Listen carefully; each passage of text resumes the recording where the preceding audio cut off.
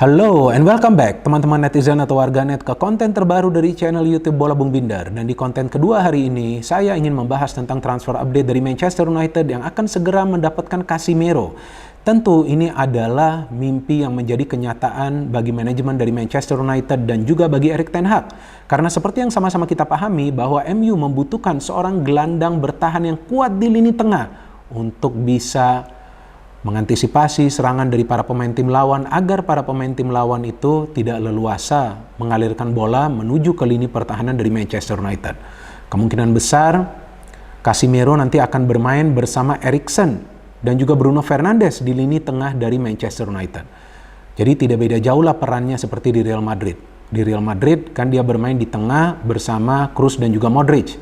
Kroos dan Modric kita tahu adalah dua gelandang yang lebih sering membantu serangan, sedangkan Casemiro lebih sering stay di tengah. Sesekali lah dia akan naik. Ya, artinya sama juga nanti di MU. Eriksen dan Bruno yang akan lebih fokus untuk membangun serangan, sedangkan Casemiro harus bisa memproteksi lini pertahanan. Ini memang bukan pemain pertama dari Madrid yang pindah ke Manchester United kan teman-teman. Musim lalu ada Varane yang pindah ke Manchester United.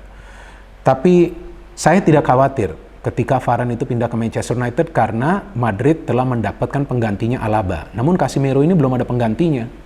Seperti yang saya jelaskan di konten tentang Casemiro kemarin, yang saya tegaskan bahwa sulit bagi Real Madrid nanti mendapatkan pengganti dari Casemiro karena sekarang di skuad ini belum ada yang bahkan mirip permainannya dengan Casemiro. Oke, ada Tchouaméni, tapi dia masih sangat muda. Ini awal karirnya di Real Madrid. Takutnya dia diberikan pressure, nanti dia tidak akan bisa berkembang. Oke, Valverde juga bisa bermain di posisi tersebut, tapi Valverde kan sudah terbiasa sekarang bermain sebagai penyerang sayap di sebelah kanan, dan dia sudah efektif bermain di sana. Ada juga Camavinga, tapi Camavinga kan lebih ofensif. Atau mungkin Alaba yang akan digeser sebagai gelandang bertahan. Dan memang bagi Madrid ini juga ini deal yang cukup menguntungkan karena mereka akan mendapatkan secara total sekitar 70 juta euro. Ya, ini yang saya baca di pemberitaan. Jadi ini bukan versi saya baca ini di pemberitaan. Kemungkinan besar secara total 70 juta euro. Sekarang ini sedang berlangsung negosiasi di antara kedua klub. Ya, artinya ini adalah win-win solution bagi kedua klub. MU beruntung mendapatkan Casemiro karena itu adalah kebutuhan teknis mereka, dan Real Madrid juga dari segi bisnis ya dapat keuntungan juga nih karena mereka menjual pemain yang sudah tidak muda lagi dengan nilai yang cukup besar, meskipun menurut saya ya Casemiro nilainya lebih dari itu. Cuma ya memang sekarang yang ditawarkan Manchester United sudah cukup menarik.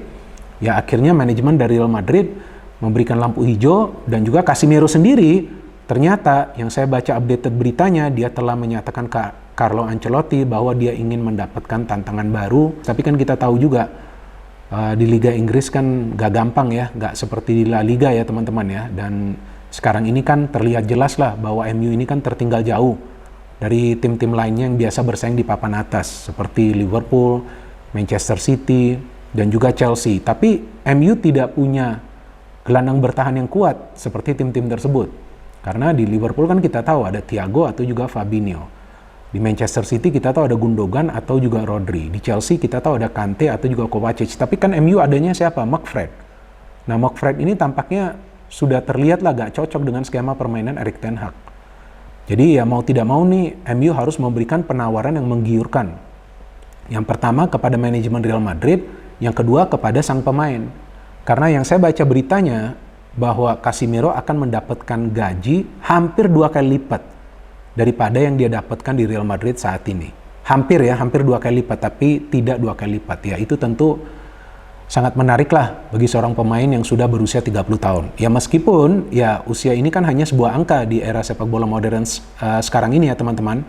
Karena ya banyak pemain lah yang bisa bermain at the top level sampai usianya 35 atau 38 tahun. Artinya ya meskipun manajemen dari MU akan memberikan kontrak jangka panjang ya gak salah juga. Karena saya melihat bahwa Casemiro ini bisa lah masih bermain sampai 3 musim ke depan lah secara konsisten.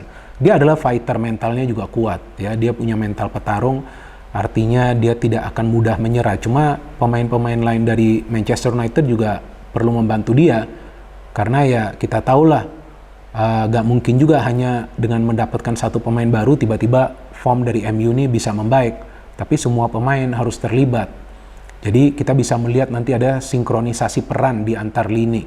Mulai dari lini pertahanan ada mantan rekan dari Casemiro, ada Varane, kemudian ya Ronaldo jika dia stay maka ada Ronaldo di depan. Tapi ya lagi-lagi gak bisa bermain secara individu ya. Casemiro juga perlu mendapatkan dukungan dari rekan-rekan yang lain agar dia bisa cepat beradaptasi. Karena ini adalah pengalaman baru lah bagi dia bermain di IPL. Dan IPL itu kan bukan cuma sulitnya ketika lawan klub-klub papan atas, tapi klub-klub yang biasa berada di papan tengah ataupun papan bawah sering memberikan perlawanan. Jadi nggak akan gampang bagi Casemiro. Ya maksud saya tidak akan cepatlah dia bisa beradaptasi di Manchester United jika dia tidak mendapatkan dukungan dari rekan-rekan yang lain. Ya kita tentu berharap agar rekan-rekannya berhenti ngelawak ya, karena kita melihat beberapa kali mereka melakukan kesalahan dan kesalahan itu bisa dimanfaatkan oleh para pemain tim lawan. Ya saya yakinlah bahwa manajemen dari Manchester United dan juga Erik ten Hag mencermati performa dari Casemiro ketika musim lalu Real Madrid berhadapan dengan 3 klub asal Inggris kan, Chelsea, Manchester City dan juga Liverpool. Memang banyak yang fokus ke Karim Benzema, kembaran saya ya, yang mencetak banyak gol, Vinicius Junior dan juga Valverde yang memberikan assist itu di pertandingan final, ke Modric, ke Kroos, ke Camavinga, ke Rodrigo. Tapi sebetulnya yang melakukan pekerjaan yang penting itu juga adalah Casemiro. Jadi selain pemain-pemain tersebut, Casemiro juga yang di lini tengah itu jatuh bangun.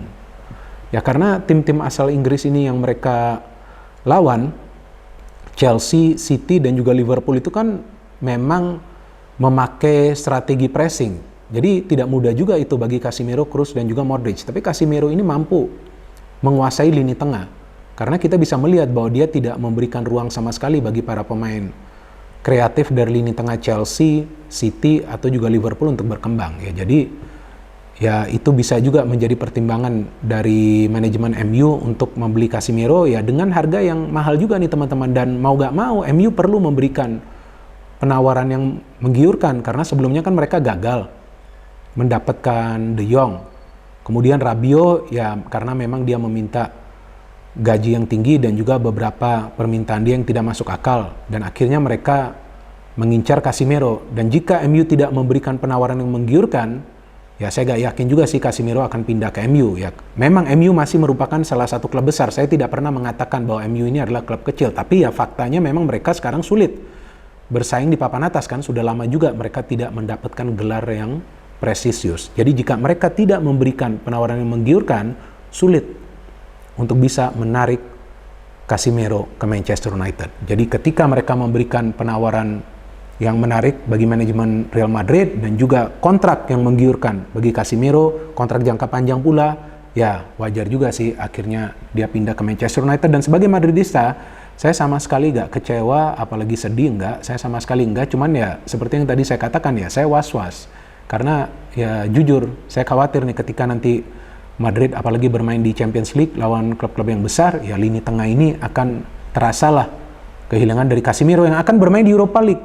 Dan sebetulnya Europa League juga bukanlah kompetisi yang buruk, karena sebetulnya ada beberapa klub juga lainnya yang menjadi juara kan di Europa League, seperti MU. MU sendiri pernah menjadi juara di Europa League, Chelsea juga pernah menjadi juara di Europa League. Cuma kan bagi saya mengagetkan juga kok Casemiro mau turun level gitu.